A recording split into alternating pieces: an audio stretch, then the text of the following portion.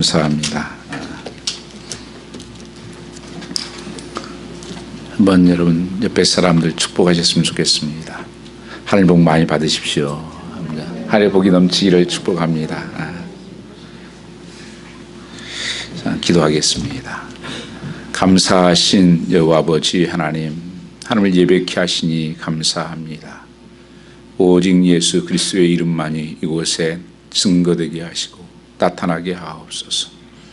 오직 십자가가 그 이름만이 이곳에 임하시옵소서. 지금 홀로 영광 받으시옵고 저희는 한없는 은혜로 채워주시옵소서. 주께 감사하며 예수님 받들어 기도 올렸사옵나이다. 아멘. 오늘 하나님 말씀, 나는 치료하는 여호와라는 말씀으로 은혜를 나누고자 합니다. 이스라엘 백성은 출애굽기 14장에서 그들의 전생애를 통해 가장 놀라운 경험을 갖게 됩니다. 14장에 바로 홍해 사건이 나타나고 있습니다. 출애굽기 14장 13절 말씀을 보시면, 오늘 여호와가 너희를 위하여 싸우리라. 너희는 가만히 서서 보라. 홍해 바다 앞에서 말씀하는 것입니다. 영원히 애굽과 선언한 장소가 되었고 영원히 애굽 사람을 보지 못할 것을 말씀하셨습니다. 이 이스라엘 백성들이 홍해 앞에서 어떻게 할 줄을 모르고 애굽에서 군대들은 뒤에서 몰려오고 있고 앞에는 홍해고 양옆은 산이고, 이런 상황 속에서 하나님께서 이스라엘 백성들에게 하신 말씀입니다. 오늘날 내가 이것을 싸우리라. 그리고 너희는 바라만 보아라. 다시는 이제 애국 군대를 보지 못하고 영원히 보지 못할 것이다 하는 말씀으로 시작을 하고 있습니다. 이 출애굽 사건을 고린도전서 10장 1절 2절 말씀에는 세례 사건을 보았습니다. 그래서 고린도전서 10장 1절 2절 말씀을 보시면 이 바닥 가운데로 내려가는 것, 그리고 그들이 걸어갔던 길을 갖다가 세례를 받은 것이다. 이 세례라는 것이 무엇입니까? 본래 뜻은 밥티조라는 단어예요. 이게 보통 침례 받는다고 하죠. 사실 참 좋은 걸 침례가요. 예수 그리스도로 말미암아서 나는 죽고 물에 수장되고 다시 살아났다고 하는 거예요. 그래서 세례 받을 때 그 고백을 하게 되죠. 그러니까 세례 사건이 바로 홍해 사건이었다는 것입니다. 이스라엘 백성들이 애굽의 종로로 타고 사망의 종로로 타고 세상에 제가 좋은 대로 쫓아다니면서 살았던 삶, 억눌렸던 삶, 자유가 없었던 삶, 거기에 묶였던 살았던 삶이 그 바로 애굽의 삶이 세상적인 삶이었어요. 세속적인 삶이었습니다. 거기서 하나님께서 이스라엘 백성들을 그 홍해를 통해서 바로 예수 그리스도의 십자가가 그 길을 내고 그게 죽으심으로 말미암아서 그 길을 건넜다. 그 강을 건너서 이제는 너희는 전혀 다른 삶이 됐다는 것입니다. 우리가 역사를 볼 때 BC, AD를 나누죠. 우리가 2021년 이렇게 하면 우리가 역사로 지금 예수님 오신 이후로 2021년이 됐다는 거예요. 그 전을 BC라고 그래요. 그러니까 인생의 삶에도 그렇고 이스라엘 백성들도 그것이 나눠지는 역사의 사건이에요. 전에는 세상에 믿고 세상을 바라보고 쫓았던 삶, 노예적인 삶이었다면 이제는 홍해를 건넜다고 하는 것은 내가 세례받은 삶으로 나는 죽고 이제는 예수가 내 안에 산다. 이 구원받은 삶을 말씀하고 있는 것입니다. 그래서 이제 과거의 모든 것들이 끊어지고 새로운 삶이 열렸다. 그래서 고린도서 5장 17절 말씀에 그런즉 그리스도 안에 있으면 새로운 피조물이 되었다. 이전 것은 지나갔으니 보라 새 것이 되었다고 고백하는 것입니다. 그래서 새로운 길이 열린 거예요. 새로운 삶이 열린 거예요. 과거 나는 죽었고 옛사람은 죽었고 이제 내가 사는 것은 그리스도다. 갈라디아 2장 20절 말씀처럼 이제 믿음 안에 사는 것이라고 고백하는 것입니다. 이 기쁨이 엄청난 기쁨입니다. 가장 큰 기쁨이 예수 그리스도께서 나를 위해서 죽으시고 구원받았다고 하는 것이에요. 그래서 복음이 기쁜 소식이죠. 굿뉴스. 가장 기쁜 소식이 뭐예요? 이 세상에서. 지옥 갈 수밖에 없는 내가, 세상에 매여서 살던 내가, 옛 습관을 쫓아 살았던 삶이 이제는 나는 죽고 예수 그리스도 안에 새롭게 살아가는 삶을 얻었다. 영원한 삶을 얻고 하나님의 자녀가 되는 축복을 누렸다고 하는 것입니다. 그래서 이스라엘 백성들에게 새로운 길이 열린 거예요. 이제는 너희가 애굽을 보지도 못하겠고 영원히 보지 못할 것을 말씀하고 있는 것입니다. 이제는 그 애굽은 죽었다는 거예요. 나의 옛사람들, 옛 습관들, 이제 새로운 믿음으로, 새로운 가치관으로 살기 시작합니다. 그래서 우리는 믿음으로 우리가 구원받았다 이렇게 말하는 것입니다. 우리가 한 것이 아니라 하나님께서 죽으심으로 말미암아서 내가 구원받았다. 히브리서 11장 6절 말씀해 보시면, 그래서 믿음이 없이는 하나님을 기쁘시게 할 수 없다 말씀하시면서 이 믿음을 가지고 있는 사람이 나타나는 것이 뭐냐? 구원이 나타나는 것은 기쁨이라는 것입니다. 그래서 이스라엘 백성들이 이 기적을 보고 이 구원 사실을 세례를 받고 나서 얼마나 기뻤는지 몰라요. 춤을 추면서 뛰면서 그들이 15장 전체가 그 기쁨의 고백이에요. 찬양하면서 내가 구원, 전에는 노예 삶을 제 종노릇 하고 이런 삶이 이제는 자유함을 얻었다. 진리를 알지니 진리가 너희를 자유케 하리라. 자유의 삶을 얻었다. 이들이 얼마나 15장 전체를 보죠. 찬송하고 그랬는지. 거기 바로 앞에 오늘 본문 앞에 보면 20절에 뭐라고 말씀합니까? 아론의 두 선지자 미람이 손에 소고를 잡으며 모든 여인도 그를 따라 나오며 소고를 잡고 춤을 추니 춤을 추는. 그러면서 뭐라고 그럽니까? 너희는 여호와를 찬송하라. 그는 높고 연하우신 분이요 말과 그 탄자를 다 던지셨고 우리를 구원하셨다. 여러분, 우리는 다 구원받은 성도는 요단강을 건넌 사람이에요. 세례받았다는 것은 요단강을 건넌 삶입니다. 그러면 전의 나의 삶과 지금의 나의 삶이 전적으로 달라야 돼요. 과거는 나는 죽었고 이제는 예수가 내 안에 산다. 그 기쁨이 있느냐는 거예요. 구원받은 기쁨이 있느냐는 거예요. 여러분, 어떤 분은 한때 있었을지도 모릅니다. 정말 내가 하나님의 자녀가 되었어. 지옥으로 갈 수밖에 없었던 내가 이제는 영원한 그 나라에 들어가게 됐어. 천국 백성이 되었어. 내가 그리스도 안에 새롭게 살았어. 이 놀라운 고백과 이 찬양, 이 기쁨이 있느냐는 것입니다. 그래서 사도 바울은 감옥 안에서도 기쁨을 이기지 못합니다. 그래서 4장 2절 말씀에 항상 기뻐하라. 내가 다시 말하는 너희들도 항상 기뻐하라. 기쁨을 쉬지 말아라. 어떤 세상에 보여지는 조건이 아니에요. 이 구원받은 기쁨이에요.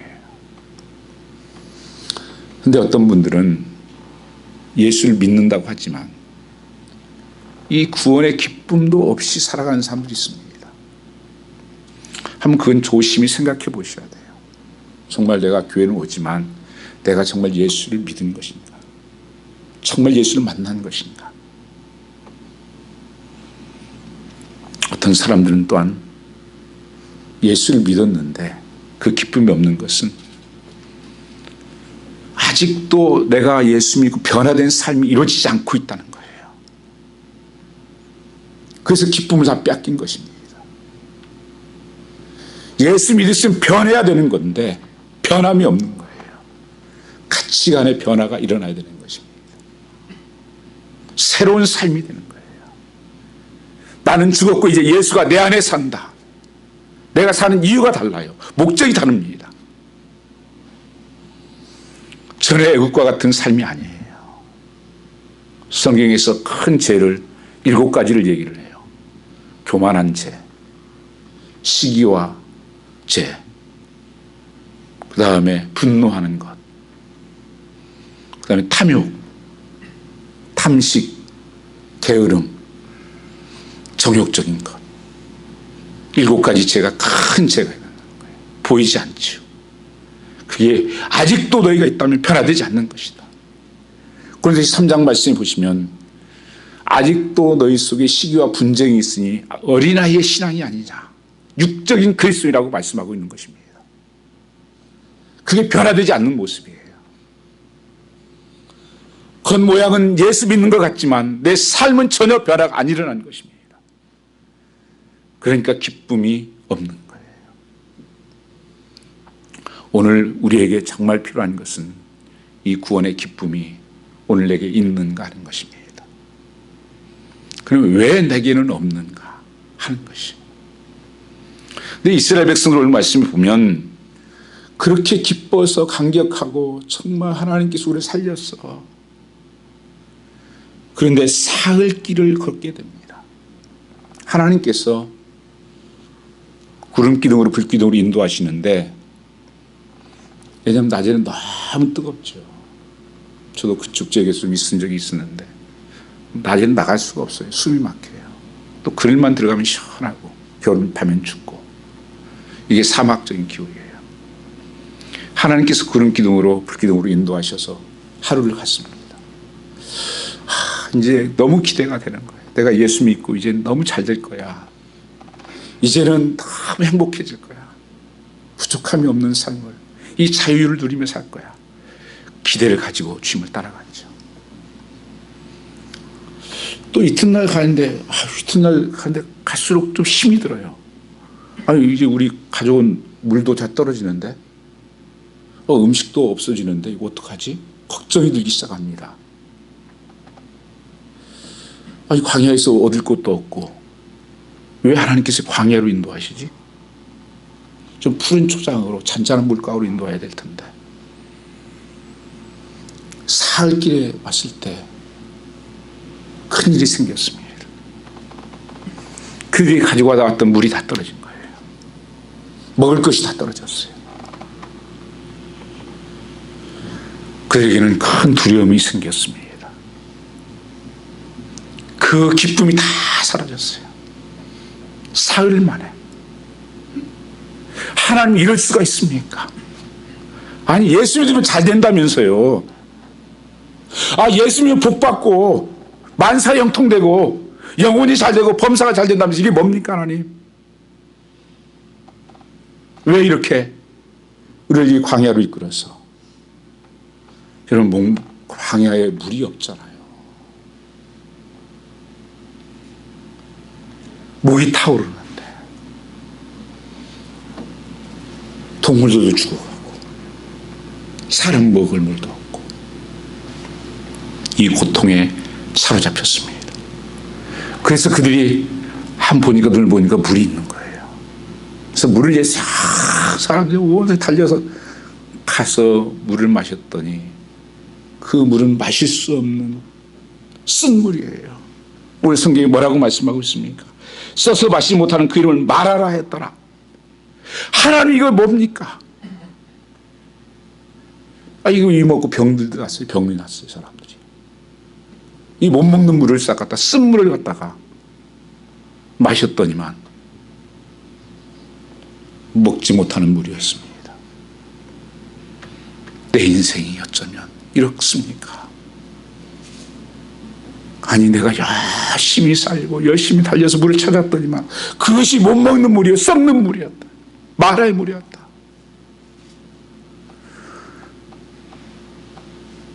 저 같으면 좋은 길로 인도했을 텐데. 이제 하나님이 나의 아버지시잖아요. 하나님 자녀인데 평탄한 길로 좀, 그런 카페트 길로 좀 인도하시지. 왜 광야로 하나님께서 부르시는가 의아하게 생각될 때가 있습니다. 오늘 이들 속에 세례를 받는다는 것은 하나님 없이 내 마음대로 살고 하나님께 반항하고 살고 그만하게 내가 수견대로 살았던 것이 죽는 것입니다. 옛사람이 죽고 새사람이 되는 것입니다. 십자가에서 나는 죽었다는 것입니다. 그런데 이들의 반응은 어떻습니까? 조금 어려움이 오니까 자기의 정체성이 드러납니다. 조금 고난이 오니까 자기 정체성이 드러나요. 변한 모습이 없는 것입니다. 예수 믿으면 변화가 일어나는 거예요.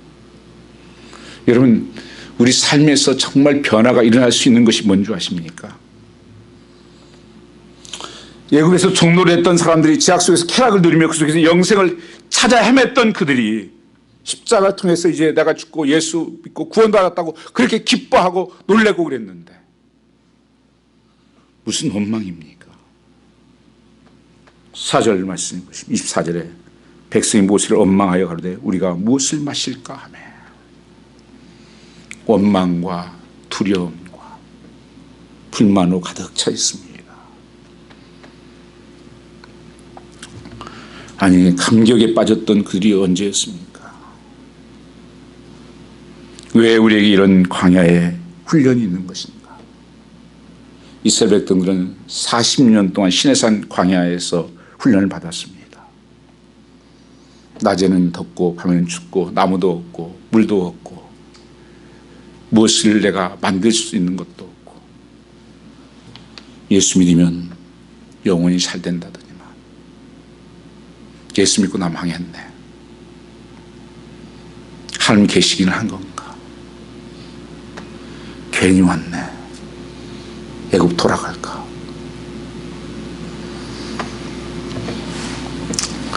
홍해에 갈라지고 포로 잡았던 바로 입에서 온전히 해백됐다는 경험을 우리가 가지고 있음에도 불구하고 그들은 여전히 불명과 불평에 사로잡혀 있습니다. 그리고 병들어 사람들은 누우고 불행 끝인 줄 알았는데 불행이 시작되는 것입니다. 우리가 하나님 앞에 나갈 때 이 광야의 삶, 예수 믿는 사람도 광야의 삶이 있다는 것입니다. 왜 하나님 그런 광야의 삶을 허락하시는 것일까? 이 예수님도 공생을 시작하실 때 40일 동안 하나님께서 광야에서 금식을 하게 하시고 그 사단의 시험을 받게 하십니다.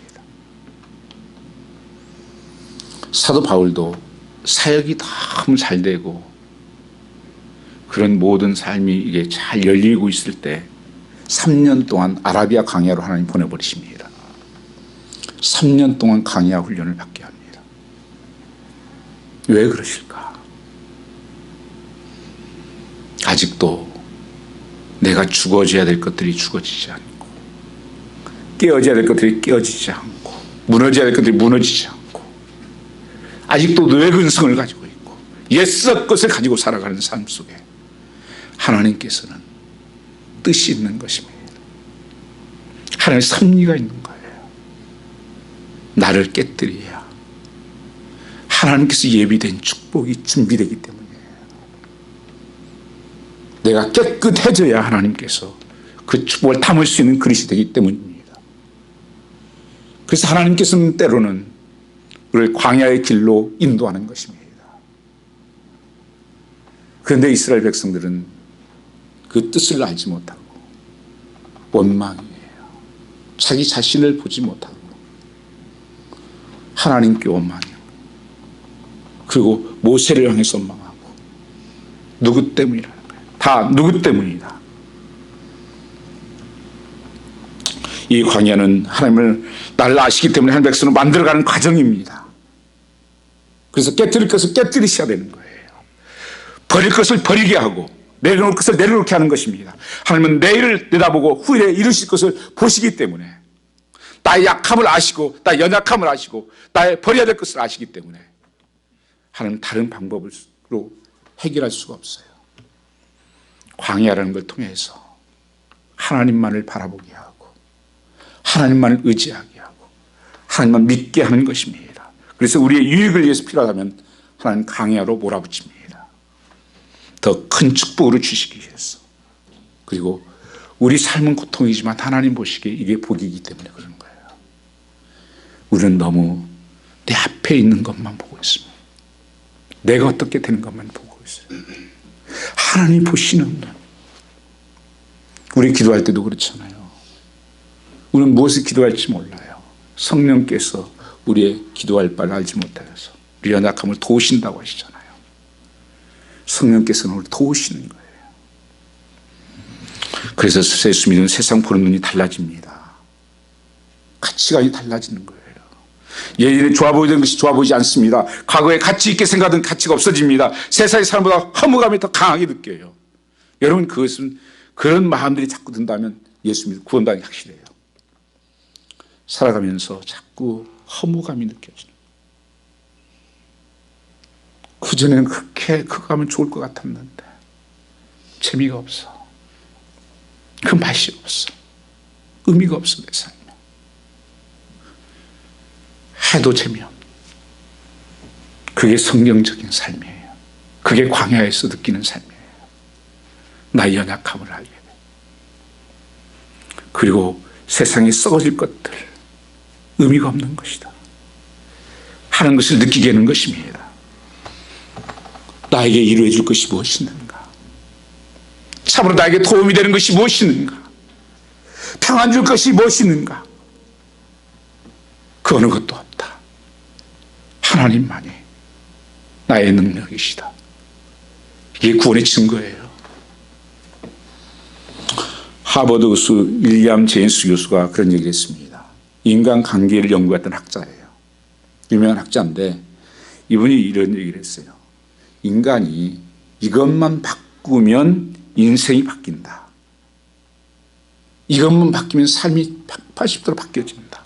다른 길은 없다. 이게 뭘까요? 여러분, 무엇이 있으면 여러분 인생 바뀌겠습니까? 돈이 많으면 바뀔까, 인생이요?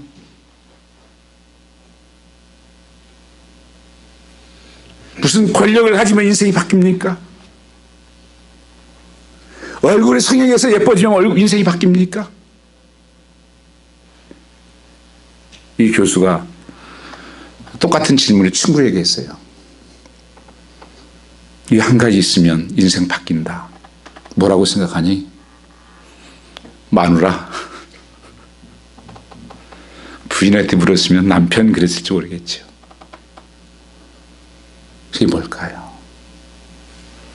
애티튜드예요. 한국말로 하면 표현이 좀 애매해요. 잘 안 되는데 그래도 태도예요.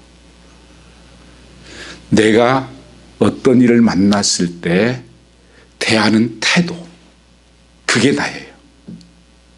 애티튜드가 바뀌어야 삶이 바뀐다는 거예요. 성경에서 정확하게 얘기하는 거예요. 빌립보서 2장 5절 말씀에 예수님께서 이 말씀을 이렇게 해요. 너희는 나는 마음이 온유하고, 이 마음에 말씀하시면서 내게 배우라고 말씀하시니 마음이라는 게 애티튜드를 말해요.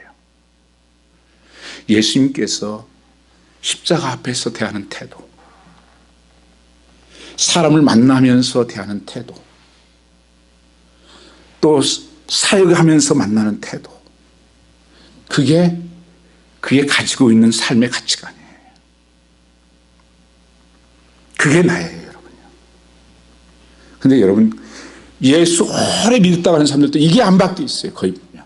10년 전에 하던 얘기 똑같은 질문 던지면 10년 전에 똑같은 답변을 해요. 한번 여러분 가슴 손을 해보세요. 똑같은 질문 던져지면 그 대답을 똑같이 합니다. 그게 나의 애티튜드예요. 이게 바뀌어야 된다는 거예요. 그게 예수 믿으면 구원받는다는 것은 가치관이 바뀌어지는 거예요. 변화가 일어나는 거예요. 내가 죽은 거죠. 예수가 내 안에 사니까. 예수의 마음으로, 예수의 눈으로 그 애티튜드가 바뀌어지는 거예요. 사람 보는 눈이 달라지고 사는 나의 삶이 바뀌어지고, 여러분의 삶은 정말 변화가 일어나고 있습니까? 이스라엘 백성들은 노예 근성을 그대로 가지고 있는 거예요. 그래서 조금만 어려우면 옛날로 돌아가고 싶은 거예요. 그게 옛날이 어떤 삶인데요? 노예 삶이에요. 그들이 정말 고통스러워가지고 하나님께 부르짖고 하나님 살려달라고 너무 힘들다고 그때 하나님께서 구원했는데 그들로 다시 돌아가겠대요. 그게 안 변한 거예요. 미국에서도 마찬가지입니다. 노예 해방이 되던데도요, 거의 노예처럼 많이 오랫동안 살았어요. 그게 안 바뀌어요. 그 애티튜드가 바뀌지 않으니까. 삶이 안 바뀌는 거예요. 여러분, 예수 믿었으면 이 가치관이 바뀌어야 됩니다. 성경 공부하고 내가 성경을 읽고 왜 합니까? 지식 쌓는 거 아니지요. 내가 하나님의 마음을, 하나님 가치관으로 바뀌는 것을 말하는 거예요. 그게 들어올 때 같이 변하게 되는 것입니다. 외적인 것이 아닙니다. 내가 무엇을 위해 준비된 태세, 반응하는 태도예요. 내 삶에 어떤 고난이 왔을 때, 아픔이 왔을 때, 역경이 왔을 때, 팬데믹을 만났을 때 나의 대하는 태도가 믿기 전의 삶과 믿음 후에 달라졌습니까? 지금 예수 믿기 때문에 다른 삶이 일어나고 있습니까? 아니면 똑같이 반응하고 있습니까? 그건 변화된 삶이 아닙니다. 예수님이 사역하면서 사람을 만났을 때도 이런 원망이 16장 1절 2절도 마찬가지입니다. 그들이 변하지가 않아요.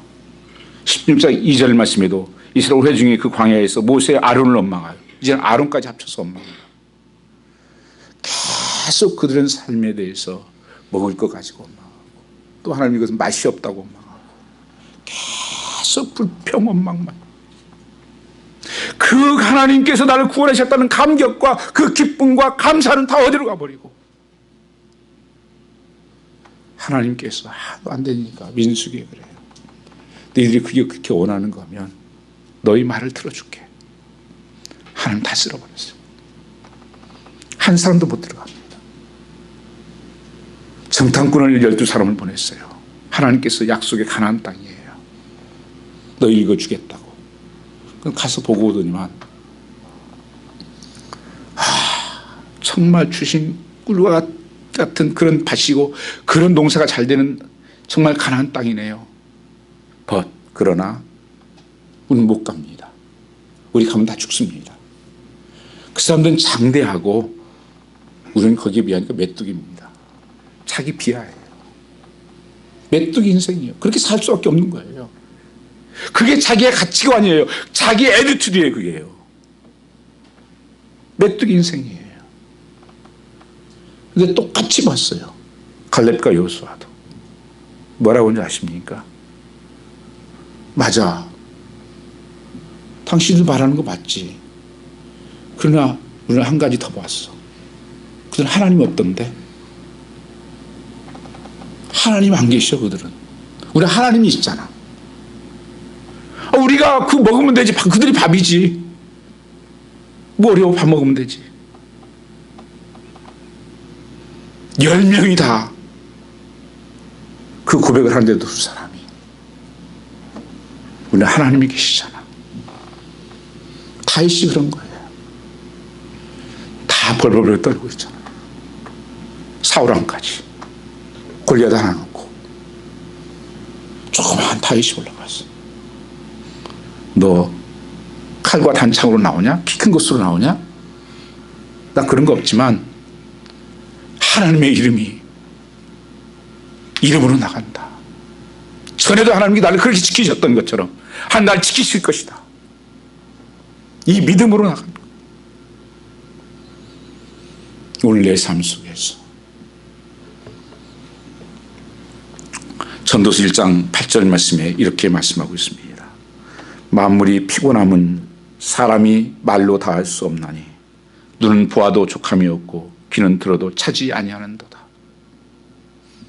이게 이 세상에 하나님 없이 살아가는 사람들의 말씀이에요. 전도서 1장 8절 말씀. 뭐라고요?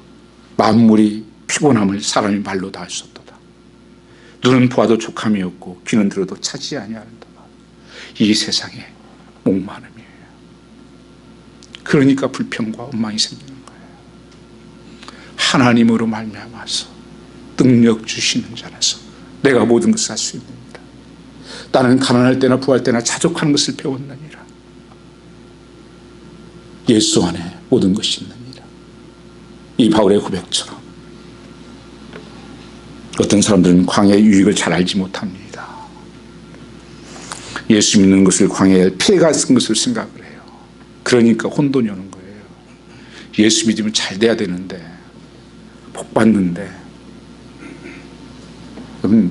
그게 맞아요. 그러나 거기에 머물러 있으면 안 됩니다. 처음에 믿을 때는 그렇게 해도 돼요. 그러나 신앙생활을 어느 정도 했으면 이제는 그 초보에서 벗어나라는 거예요. 모든 일이 잘 되고 자기 행복을 이루는 것으로 신앙생활이라고 생각하는 거예요. 많은 사람들이 그렇게 가르쳤어요. 예수 믿으면 영혼도 잘 되고 범사가 잘 되고. 그게 맞죠. 그러나 하나님께서는 우리의 삶을 더 축복된 삶을 나가기 위해서 광야의 길로 몰아넣었다는 사실도 기억하셔야 됩니다. 오늘 내가 광야에 있다고 생각한다면 나의 약함을 아신 하나님께서 나를 만들어 가시는 과정입니다. 나를 깨뜨려 가시는 과정입니다. 저희들은 하나님의 자녀다운 삶을 살아가는 것입니다. 그런데 하나님께서 자녀다운 믿음의 삶을 만들어가기 위해서 달라는 대로 다 주고 해달라는 대로 다 해주고, 그게 하나님이라고 생각하십니까? 하나님 자녀들을 그렇게 키우지 않아요. 하나님은 우리를 솔저라고 말씀해요. 군인이라고. 전투하는 군인, 영적인 군인이에요.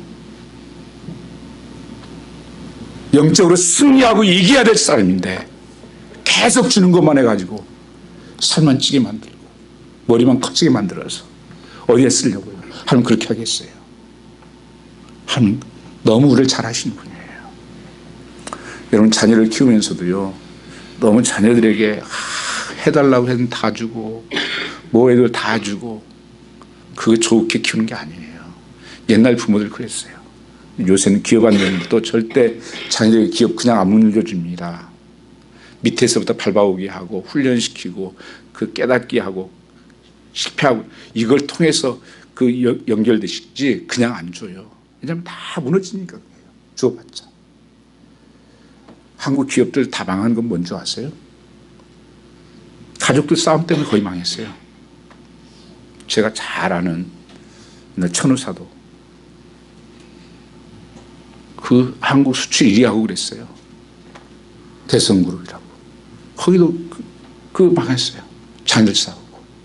많은 기업들을 했어요. 제가 오클랜드에 살았지 않습니까? 15년을. 아이들이 거기서 컸어요. 근데 저희 동네는 별로 그렇게 좋지는 않아요. 근데 옆에 동네가 굉장히 부자 동네예요. 프랭클린 레이크. 거기는 뉴저지에서 1, 2등 하는 미국에서도 그런 동네예요. 그러니까 학교가 없으니까 저희 동네에 있는 학교로 보냅니다. 남아포 인디안 하이스쿨로. 고등학교 한 2학년 때면 다 차를 타고 다니잖아요. 미국 애들이, 학생들이.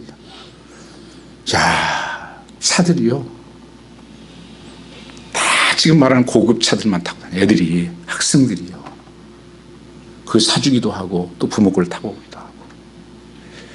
근데 저희 그 둘째가요, 그 앨범에 나와 있어요. 앨범에 그 학교에서 베스트카로 뽑혔어요. 베스트카로. 뭔 줄 아세요? 사모가 그 대우 내가 앉아 타고 다니다가 또 큰애가 타다가 둘째가 탔어요. 그러니까 파트가 없으니까 막프로도 다 나가고 창문도 안 내려지고 앞에도 다 나가고 또 뭐 그냥 굴러가면 아이들이 다 쳐다보고 벙벙벙 소리가 나니까 학교에 가지고. 그게 베스트카예요. 좋겠을까. 그때 제가 그랬어요, 아이한테. 너 저게 행복해 보이냐? 좋은 차들이. 그 밑에가 다 나쁜 갑니다. 그게 제일 좋은 카고 쭉 10개 나오는데 이거 망하는 거다. 자기가 수입도 없고 벌어본 적도 없고 그런데 이 좋은 차 탔다가 나중에 어떻게 하려고 그러냐. 저 내려가기 힘든 거예요.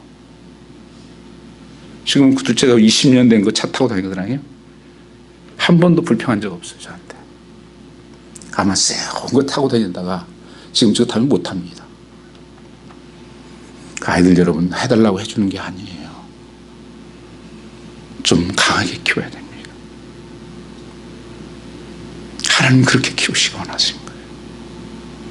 그래서 광야의 길로 집어넣는 거예요. 그게 축복이라는 거예요. 너무 우리가 살아가면서 우리가 광야의 삶에서 어떻게 그러면 이것을 회복할 수가 있는가.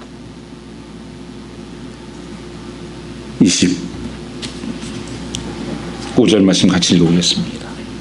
모세가 여호와께 부르짖더니 여호와께서 그에게 한 나무를 지시하시니 그가 물에 던짐에 물이 달아졌더라.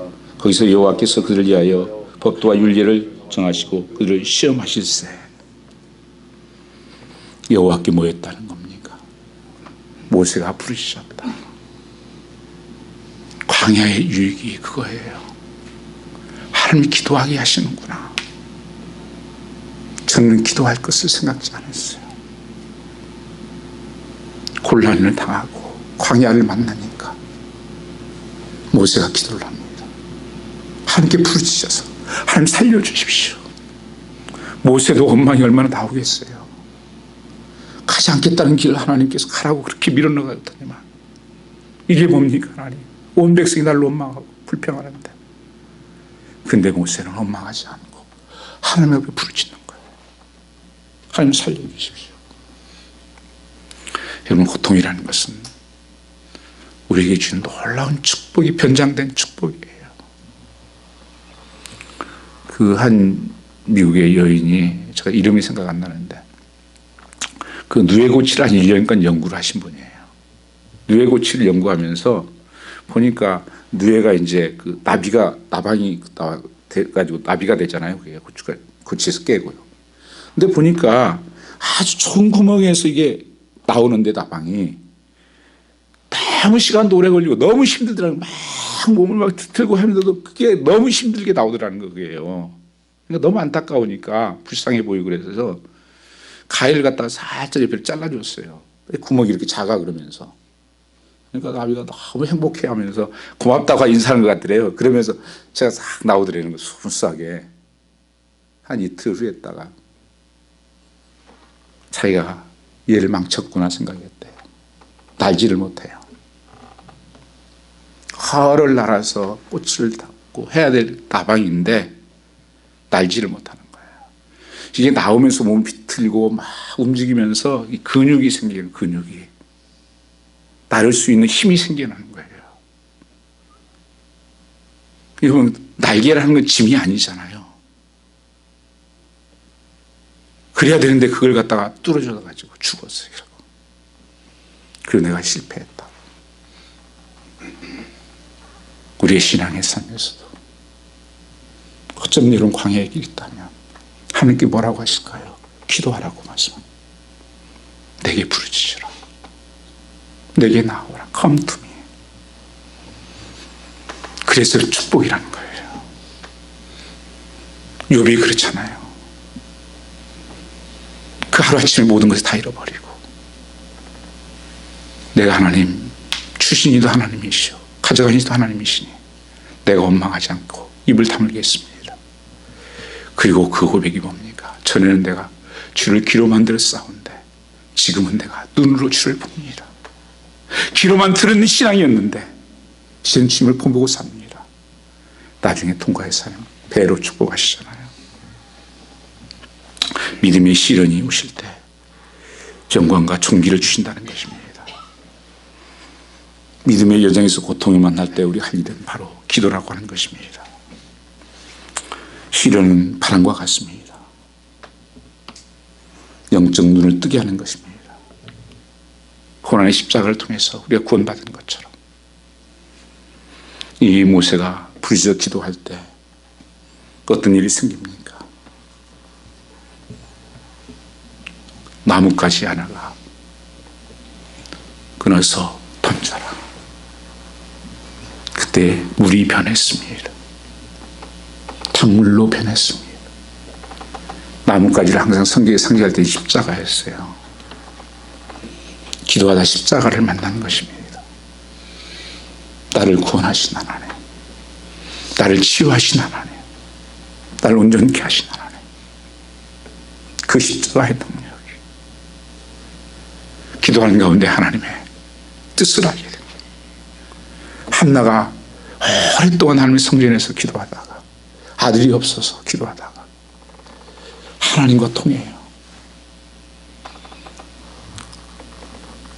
하나님의 아들이 필요하네. 하나님의 일꾼이 더 필요하네. 나 서로 가지고 기도하다가 하나님의 일꾼이 더 필요하다. 그때 하나님이 그 아들을 주셨을 때 하나님 앞에 드려버립니다. 그게 사무엘이에요. 예수님은 너희가 세상을 환난을 당하나 기독교 신앙은 환난을 당하지 것이 아니라 환난을 극복하고 이기는 데 있습니다. 누구나 환난을 당해요. 예수 믿어도 환난이 오고 고통이 있고 강해가 있어요. 팬데믹을 만나요. 그러나 그게 무너지는 것이 아니에요. 승리케 하는 것입니다. 너희가 세상에서 환난을 당하나 담대하라. 내가 세상을 이겼노라. 마귀는 우리를 유혹합니다. 자, 믿어서 되냐? 기도한다고 되냐? 믿는다고 못되냐? 사단은 계속 속삭이고 거기에 현혹되는 겁니다. 그래서 불평하고 이미 떠난 애굽을 되돌아보면 생각하지 않습니까? 우리가 부르짖어야 됩니다. 그러면서 하나님께서 그 기도를 응답해 주신 것이죠. 쓴물이 단물이 되는 역사가 일어납니다. 달아졌느니라. 그리고 하나님이 약속을 주십니다. 26절 한번 같이 읽겠습니다. 26절입니다. 그래서 너희가 너희 하나님 나 여호와의 말을 청종하고 나의 보기에 의를 행하며 내 계명에 귀를 기울이며 내 모든 귀를 지키며 내가 애굽 사람에게 내린 모든 질병 하나도 너에게 내리지 아니하리니 너는 너희를 치료하는 여호와이심이라.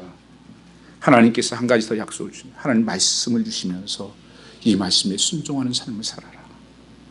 이것이 시험이다. 시험이 된다고 25절에 말씀하시잖아요. 이 말씀을 주신 것은 뭐예요? 사는지 안 사는지. 그게 말씀대로 사는 자에게는 어떻게 하신다는 거예요? 모든 질병이 하나도 내게 내리지 아니하리니 나는 치료하는 여호와라. 그 광야길에서 있는 백성을 하나님 고치시겠다고 말씀하는 거예요. 그들의 그 가치관과 그들의 모든 연약함과 아픔과 고통과 부족한 것을 고치신 하나님입니다. 그의 말씀 붙잡고 우리가 기도하는 삶, 그래서 우리가 부르짖는 삶을 살다 보면 하나님께서 고치셨다, 사망에서 건지시겠다고 약속하셨던 것입니다. 에레미야 33장 3절 말씀을 보면 우리 옛날에 그렇게 했었어요. 다이얼 번호가 333 번호 우리 전화합시다. 뭔지 아세요? 에레미야 33장 3절 너는 내게 부르짖으라. 그리하면 내가 비밀하고 큰 일을 내게 보이시리라. 부르짖으라. 여러분 정말 부르짖어 기도할 때가 아닙니까? 여러분 자녀들이 어떻게 가고 있고 교회는 어떻고 이 세상은 어떻게 가고 있습니까? 다시 들어가지고 한때 다 믿음에 살았던 사람들이 하나님 기적으로 살았다고 하면서 다 그 믿음이 어디 갔습니까? 고통이 치유되지 못했다면 그이는 분문의 당. 우리가 정말 기도하고 하나님께 나오라고 말씀하고 있는 것입니다. 오늘 우리 속에서 약속하고 있는 이 길을 지키면 하나님께서 너희를 축복하시리라. 그들이 보지 못했던 게 뭡니까? 엘림이에요. 엘림을 보지 못했습니다. 11km 떨어진 곳에 하나님께서 엘림이 있었어요. 거기에 12두덩이 된 물구덩이가 있고 70수가 된 나무가 있는 오아시스가 있었어요. 그들이 그 앞에 있는 것을 보지 못했습니다. 하나님은 지금도 우리 앞에 약속된 것이 있어요. 지금에 보여지는 것만 가지고. 아니, 하나님께서 나를 예비하시고 내 기도를 듣고 계시고 나의 형편을 알고 계신 그 하나님께서 예비된 곳이 있습니다. 이 엘림이에요. 엘림의 땅으로 인도합니다. 오늘 그것이 우리에게 오진 않았습니다. 그러나 가까이 있다는 사실을 믿으십시오. 하나님께서는 예비되고 있습니다. 청교들이 힘들 때 그런 고백을 했어요. 가장 좋은 것은 아직 오지 않았다. 청교들이 고통당할 때 늘 했던 인사예요. 여러분 이웃들에게 복음을 전하십시오. 당신에게 가장 좋은 것은 아직 오지 않았어. 예수님이 내 안에 주인 될 때 그게 올 거야. 이 엘림이라는 말씀을 제가 묵상하면서 저희 요새 하나님이 집을 하나 주셨잖아요. 그래서 저 마음에 기도하는 것은 하나님 이게 선교사들 좀 집으로 또 기도하는 집으로 좀 사용됐으면 좋겠다고. 좀 이 문제가 행정적으로 해결될 수 있다면 이름을 엘림의 집으로 지었습니다. 앞으로 그 집을 엘림의 집으로 불러주십시오. 거기서 마시고 거기서 생명수를 마셔. 엘림의 집. 여러분의 삶이 엘림의 집이 되기를 주님을 축원합니다. 참 기도하겠습니다. 아버지 하나님 감사합니다. 오늘도 말씀하시는 요 하나님, 우리가 예수 믿고 구원받았다 하면서 나의 삶이 왜 이렇게 무너지고 우리 속에 이렇게 불평과 원망이 많고 그 기쁨과 감격은 없어지고 하나님 우리를 불쌍히 여겨주시옵소서. 이 광야의 길에서 기도할 수 있는 은혜를 내려주시고 마라가 변하여서 엘림이 되는 삶이 되게 하옵소서. 쓴물이 변하여 단물이 되게 하옵소서. 그 가정마다 그 삶 속의 치유 역사가 임하게 하옵소서. 주께 감사하며 예수님 받들어 기도 올렸사옵나이다. 아멘. 우리 찬